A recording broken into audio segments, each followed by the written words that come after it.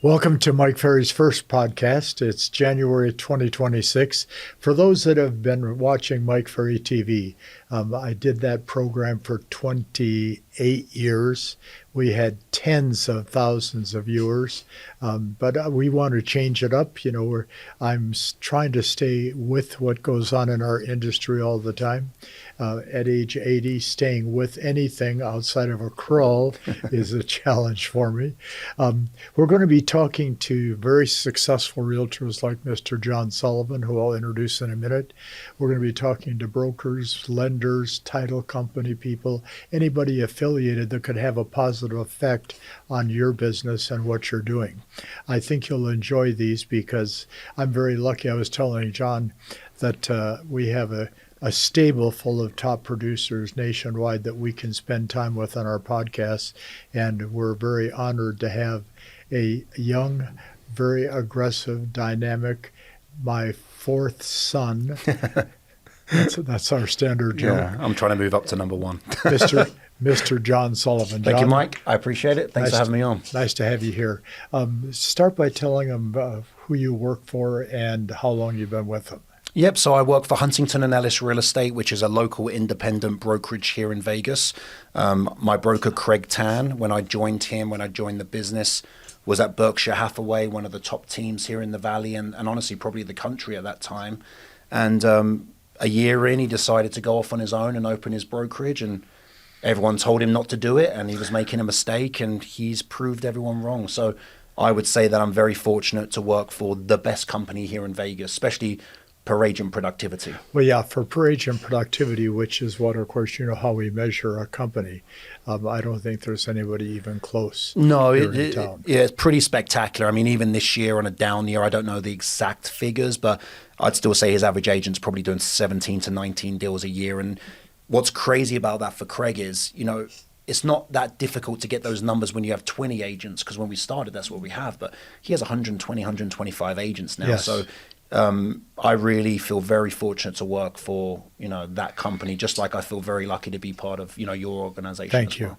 So tell them where you came from and what your background is. Yeah, background. So I came from England. So I always tell people. You have an accent. I know. It's alarming, isn't it? So I always say London, but the reality is I'm from a city in a town called Brighton, which is, you get to London, you go an hour south, you're right on the ocean.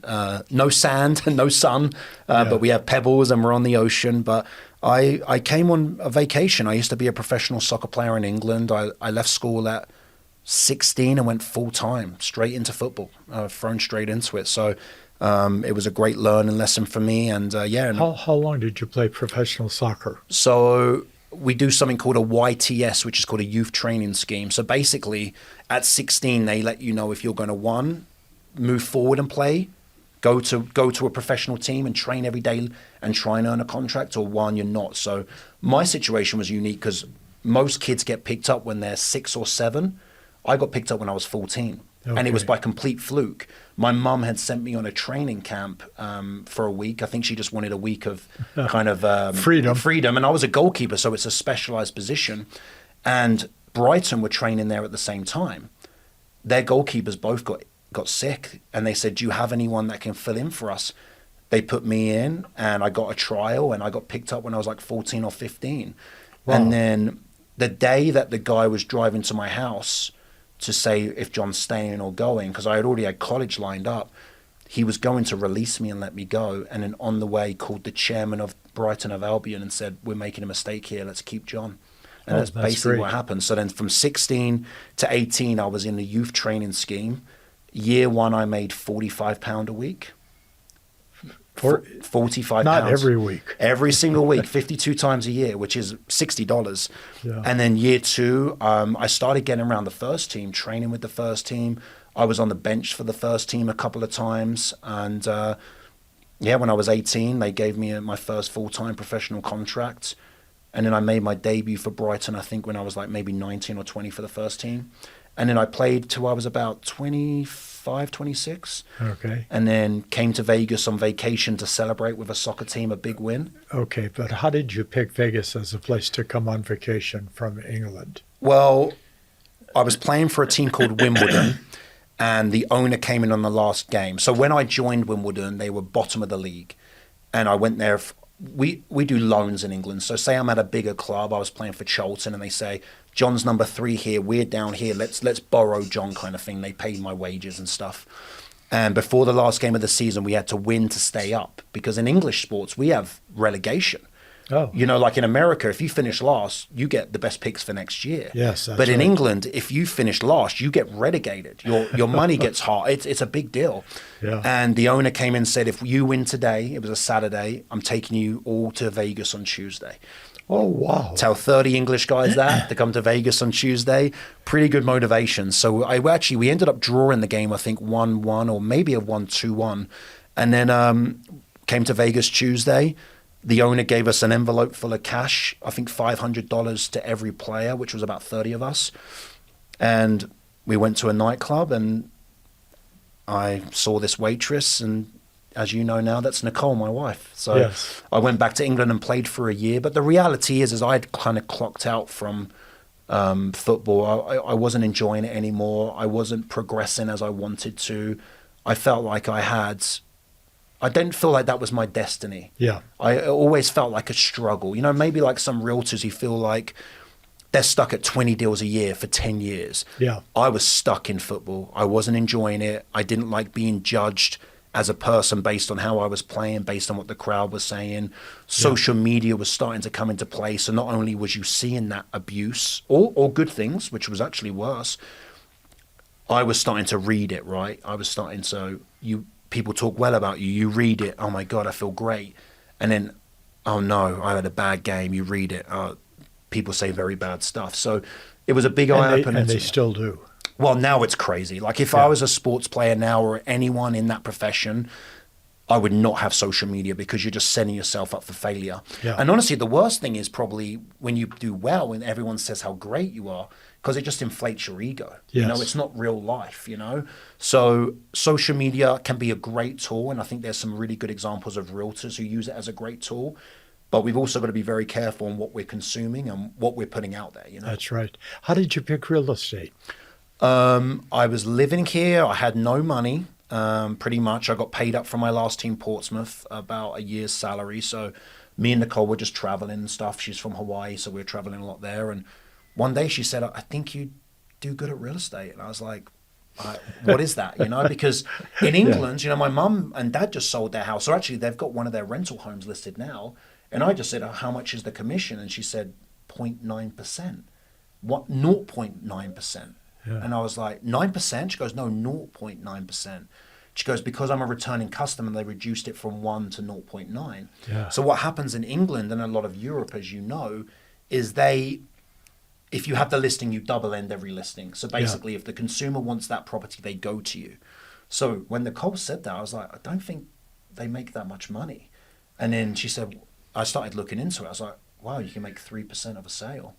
And then I tried passing my test, and I failed 7 times. Did you really? Yeah, 7 times I failed, yeah. So, well, it was almost like a foreign language to you, I would assume. Yeah, and my claim is everyone who passes first time doesn't do well. So I don't know. It was just one of those things. I got the test, and then I met Craig. I interviewed with 10 or 12 different brokerages. I was going to join this team because they told me I could get free lot boxes and free business cards, because, of course, when you're sitting there, you can't believe that everyone would offer you a job. I was like, Nicole, I've got 10 job offers, you know, because anyone will hire you. And then I randomly called Craig off the internet. I found him. He answered the phone, and the rest is history, really. So you've been licensed and selling for 10 years. So September 1st, 2015 was the day I got my real estate license, my first day with Craig. What was your earnings your last year playing soccer/football? Playing for Portsmouth, I was on £1,100 a week. So £1,100 a week before tax, because we got taxed 40 to 45%. Yeah. I was probably making about probably about £2,600 a month. If you played, you get some bonuses, bonuses, maybe $3,000 bucks a month. $36,000 a year? To me, yeah. And I thought I was doing very well. You don't have to answer the next question, but it would be interesting to see what did you earn this year? Okay. And this was not a good year for you because you had other things going on. Yeah, no, this year I'm going to finish up probably around the 135 to 14 mark. Yeah. So from Yeah. 36,000 folks to 1.35 million, and it wasn't your best effort. Yeah, I mean, I feel very happy with the effort and application I've had this year, but like most realtors, general challenges of the market, Yeah. this was my first ever down year, so this is the first time I've ever had to control an inventory. So that's brought on so much more time, and it wasn't until I shifted the mindset about 2 months ago that when I call those people, it's a form of prospecting now, in my opinion, Yeah. because I've never had sellers for 3, 4, 5 months, you know?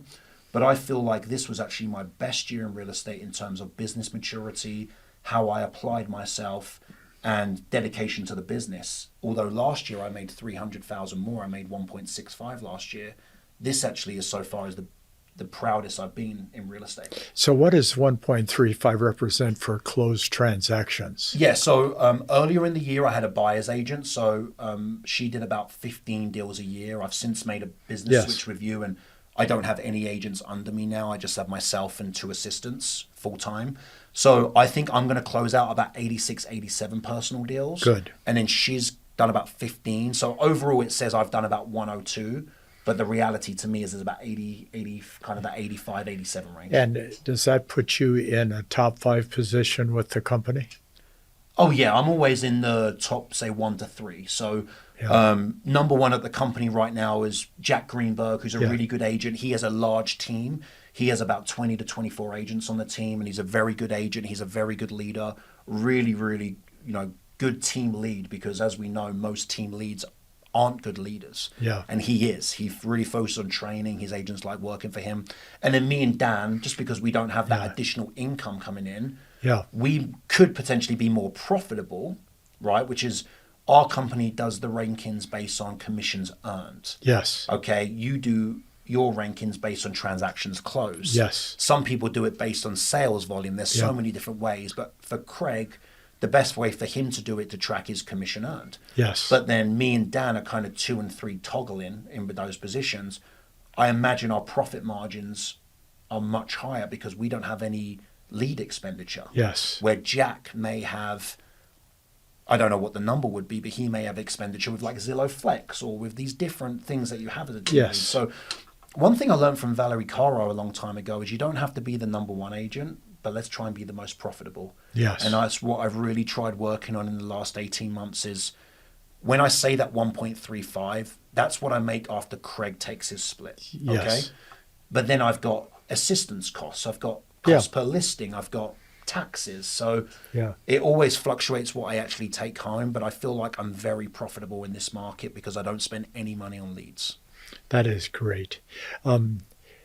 What percentage of your business comes from listings sold versus buyer-controlled sales? 70 to 75% listing solds, and then I do probably 2 to 3 buy deals a month, and most of them are very strong referrals, sellers who also want to buy, or just I work with a lot of investors where they're like, John, just make an offer on this for me. Yes. And I love that side of the business. Yeah, that's fun side. Yeah, for me, it mixes things up on those days where you're grinding and prospecting.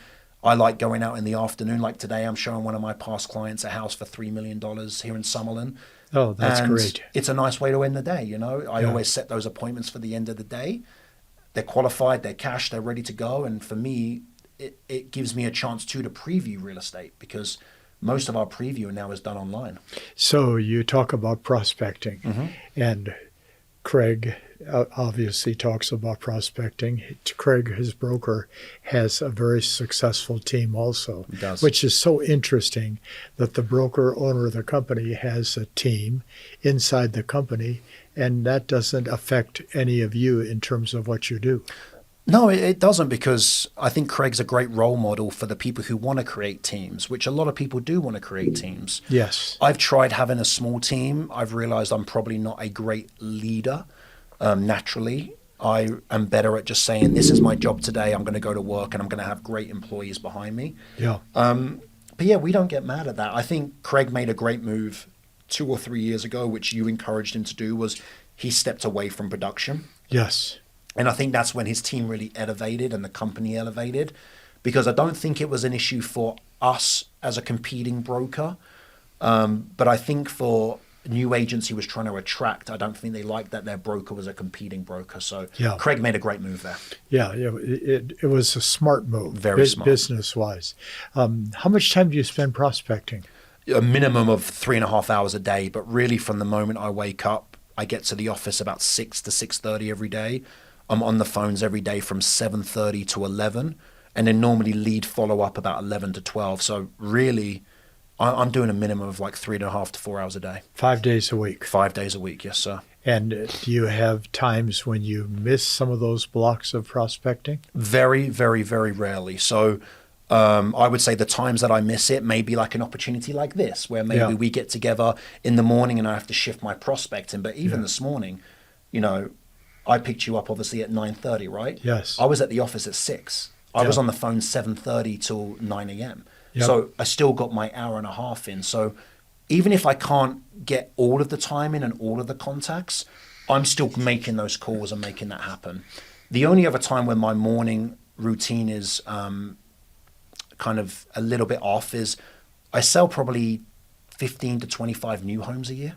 Yes. And when those builders set those new home orientations where we've got to go through the house and stuff, they always make them at 9 a.m. I've got one tomorrow at 9 a.m. and I've asked 4 times, can we move it to 1? And they can't. Yeah. So I would say that's the only time. When I'm working, I'm in the morning, I'm prospecting. So 90% of the time you're 90, 95%. So yes. That's good. If you take a look at the word prospecting, presenting, and closing, Okay.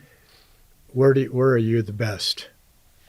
Presenting, prospecting, presenting, or closing. Yeah. I'm presenting. That's when I feel most natural. And tell me why. I love you're gonna laugh at me, but I like people. I like my appointments. I like my clients. So it's sometimes prospecting sometimes for me can get it can be hard. You've got to be aggressive. You've got to get the appointment. Aggressive in terms of sticking to the script, making sure you're trying to close for the appointment. But when I get the appointment and I know they're a qualified client, that's the most enjoyable part for me, is meeting the client and going through the presentation. Last year at the retreat, we had the top agents do little segments, and yours was customer service. Yeah. Does the customer service tie into the presentation?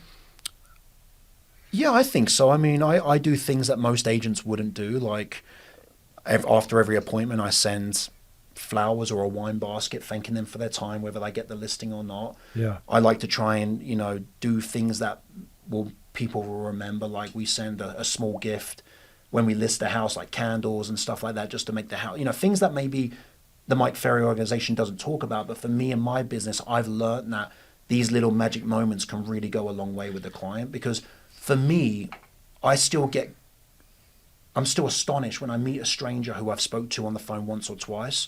I sit down with them and they give me the opportunity to list their house for sale, which is the biggest asset they typically own. Yes. Typically.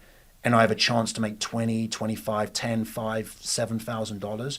I'm still astonished that they will trust me as a stranger. Yeah. Because at that point, I am a stranger.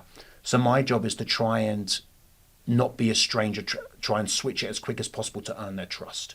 So I had somebody recently, you'll get a kick out of this, say to me, why don't you promote closing gifts? Okay. And I've never said don't do closing gifts, but I've never said do closing gifts. Yeah. And I said to the person, how long have you been coming to my seminars? He said, 4 years. I said, how many times have I talked about closing gifts? He said, never. I said, do you know why? He said, why? I said, because 90% of the agents can't afford to pay their own rent. Yeah, no, it makes sense. To make their own car payment. Mm-hmm. And to put that expense into a gift for somebody that may or may not do business with them. But I think what you're doing is great. Yeah, I try my best. Again, there's a couple of books out there like The Art of Gifting and like surprise moments where like you catch people. So for me, I'm always trying to take notes. Like if I see a client's birthday, if they say, oh, it's my birthday next week, I'll write it down. Yeah. And even if I just send a message on the birthday, and not just because I'm just trying to get future business, but because I really think it's a nice gesture. Like with everything going on with technology now and and Instagram and social media and Facebook and even LinkedIn, right? You've messaged that it used to be a business platform. It probably isn't anymore. Yeah. I think we've kind of gotten away from picking up the phone and saying, happy birthday. Yeah. And I had a really good experience at the weekend. My mum and dad were here from England, and me and Nicole and Maxwell, my daughter, we went to meet them down at the town square. Yeah. And my daughter can play piano, so can Nicole.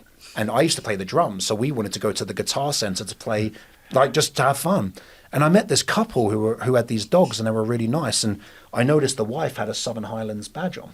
Oh. I said, "Oh my God, are you members?" And then ended up talking to him, and he owns a huge home automation company here in town.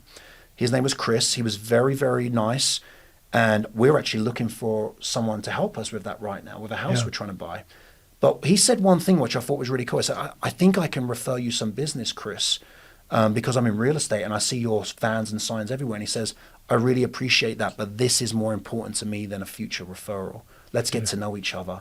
And that's nice. Yeah, and it was nice because even me, sometimes I feel guilt. Sometimes I'm guilty of, I am doing nice gestures, but what intention is behind it, right? Yeah. Yes, we want to get future business. Yes, we want to build that database who brings us business. But at the same time, like, we want to look after the people who are giving us an opportunity. And it's about that human connection. And I think we've just lost that a little bit. Well, I think we go through stages as a society where, business has been bad for a couple of years, 08 to 010, 11. Worldwide, everything was down. And I think people's attitudes changed. They became a little more giving. They became more understanding. Then, of course, 2011 and 12, the market opened up. And, I've heard estimates, John, that in 2012, 13, there were several million buyers waiting to buy. Wow. And what happened is, and you were in the business, you understand, what happened, folks, was the agents that were taking one listing a month, two listings a month, could sell 4 homes easier because of the amount of buyers in the marketplace. So we lost a lot of momentum on listing property. And what year was that? 2012, 13. Okay, 14. so I wasn't in the business then. Oh, that's right. You yeah, hadn't so I started wasn't. yet. So That's right. the only knowledge I have of that market, apart from talking to you, is that movie, The Big Short. Oh, yeah, The Big Short. Apart from that, I had no idea. Yeah. And that's why I say that this year has been one of my best years personally, because this was the first down year I've ever been in terms of a market. Yeah. But what I noticed is you've always said at your events, and Tony says it all the time, this is your time. Yes. This is a Mike Ferry market.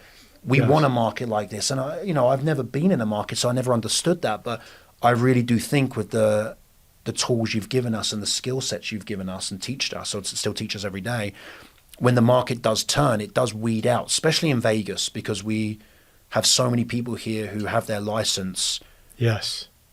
because they have a couple of deals a year, but they're really a bartender on the weekend. I mean, we see it all the time in Vegas. It does weed those people out where during COVID, anyone could sell a house. Yes. Right? Anyone could sell one. So I can't even imagine what those agents went through back then, and they must be so strong mentally for it. And maybe some of them even want that market again so they can excel again. What happened is the turnover among agents accelerated. Because they couldn't deal with the changes in the market. And of course, even now, with a little bit of a tail, last month, December, last month, 2 months ago, November, it was natural for the business to slide backwards. It's coming back strong, but it's interest rate and economy related. Yeah. And if the interest rates stay at 6% plus, it's going to keep the market somewhat depressed. Then I get asked all the time, do you think we could get back to 3 to 4%? Yes, but not in my lifetime. Yeah, probably not in mine. And I'm planning on living a few more years. Absolutely. So when that happened back then, what was your message to your clients at the time? Because I imagine they were panicking. Well, I said the first thing is don't panic. And second, list property. Okay. Because anything you list magically will get sold. And then third, understand that your time invested in the business is going to increase. Okay. Because it takes more time to get a buyer to buy than a seller to sell. So the message was be nice to buyers because there is millions of them. be very kind to sellers because there's a limited supply of them. Okay. Try to be the person on both sides, but it starts with the listing being taken. Okay. So the message has never really changed in 50 years. Yeah. What's your message for this year, 2026? Be a strong listing agent. Strong listing agent. And because, well, I saw a report, and I don't know, John, if it's true. I saw a report that was quoting somebody from NAR that said, we in 2025 had 1.6 million agents in the U.S., and then we have to add our Canadian friends, and we lost 400,000 during 2025. Wow. So now we're at 1.2. But then the article went on to say, folks, that 7 to 8% of the agents of the 1.2 take listings. Okay. All the rest work with buyers. Yeah. So if you can master the art of listing property, but you have to master your prospecting and your presentation to get to the close. And I also feel very lucky to be in Vegas, right? So one, because you're here. I Thank don't you. think 17,000 realtors here in Vegas, we don't, as a organization, LVR, we don't maximize the Mike Ferry organization. You're right on our doorstep. You have a very... You have a good pool of agents here, but it should be bigger, right? So you'll get a kick out of this. Serena brought something up a couple weeks ago to me. She said, it's interesting, in 1970, when you were starting as a real estate agent, sellers had 4 questions they wanted answered. How much is my house worth? Okay. How long will it take to sell? Okay. What are you going to do to get it sold? And then the big one, what do you charge for the service? And she said, those are the 4 questions, right? I said, right out of the book in 1970. She said, have they changed? No. I said, same 4 questions apply today. Technology has changed the business. Social media has changed the business. But the basic fundamentals of selling real estate that you've learned and execute have been the same forever. Yeah, no, I think it's more than ever. And also being in Vegas, we have a lot of turnover, People don't stay in their houses too long here. Yes. They buy, they move up, they move down, they move out, they come back. Yep. My biggest fear is always for a client now is when they sell with a low rate. Oh, we're going to leave Vegas, we're going to relocate to Minnesota or wherever it would be. I'm like, are you 100% sure this is the move? Yes, we're 100% sure. Okay, let's sell the house. 2 years later, John, we want to come back to Vegas.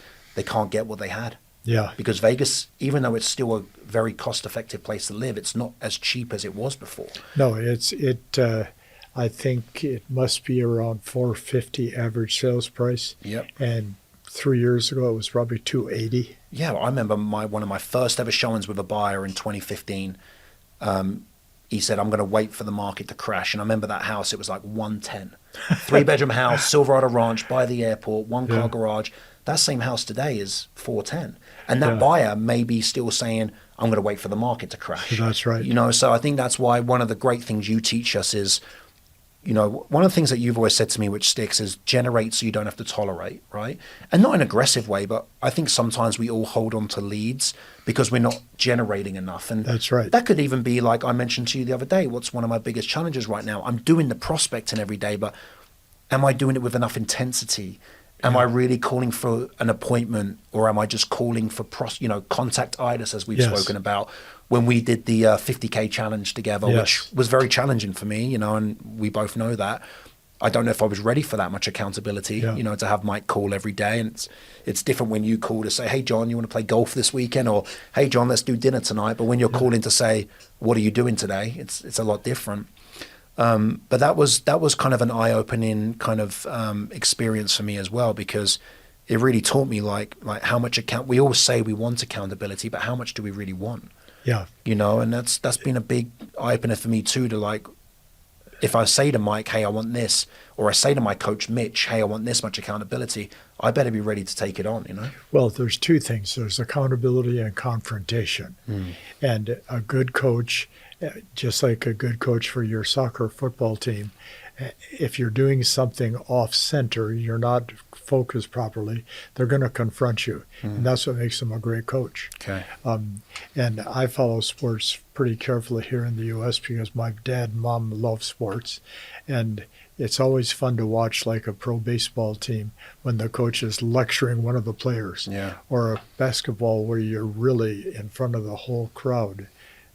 getting your tail end kicked a couple times by the coach. So Mitch is a strong coach. Very. And he's not going to put up with a lot. And it was funny, a couple of weeks ago, I got a phone call from one of Mitch's other clients, and the guy said, Mitch is too tough. I said, maybe you're too weak. He said, well, but that's who I am. I said, well, are you happy with where you are? He said, no. I said, why did you join coaching? He said, so I could change. And Mitch is trying to get you to change, correct? Yeah. He said, yes. I said, then what's wrong with you? Yeah. But that's the name of the game. But so, the personality, sorry to interrupt, but just there on that point too, though. So in that situation where maybe he doesn't feel strong enough to handle Mitch, is the best thing for him to stay with a coach strong like Mitch? Because the easy thing could be to maybe put him with like an amiable coach, right? But is he going to get as much growth from that? Well, he asked me this question before we terminated the call. Can I get a coach that's real easy to work with? Yeah. I said, we don't have any. You don't have any, yeah. We have about 70 coaches, and they're trained by me and Serena and I should say, to confront, to hold people accountable, and to help them improve the quality of their life. So we have a couple of minutes left. We've been talking for over 30 minutes, which is, yeah. Oh, wow. Feels like... And I'm fascinated. Every time I get to talk to a top producing agent, I am somewhat in awe, even though I've been doing it for 50 years. So first of all, thank you for that. That's a pleasure. One piece of advice you'd give this general audience that would help them have a great 2026? I think we have to get, for me, my biggest advice would be raise our listings take and go.